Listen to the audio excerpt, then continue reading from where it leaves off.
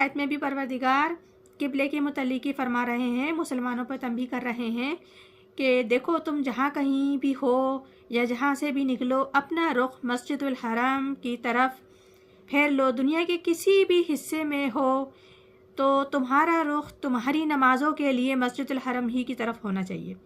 اے مسلمانوں، جہاں کہیں بھی تم ہو اپنے چہرے کو پھیر دو اسی کی طرف، تاکہ نہ رہے لوگوں کے خلاف، کیونکہ توریت میں لکھا ہوا ہے کہ آخری پیغمبر کا قبلہ کعبہ ہوگا۔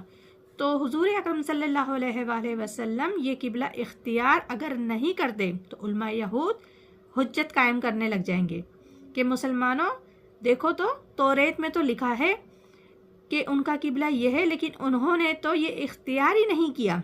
اس آیت میں ان کی حجت کی جڑ کاٹ رہے ہیں پروردگار عالم۔ تو ان میں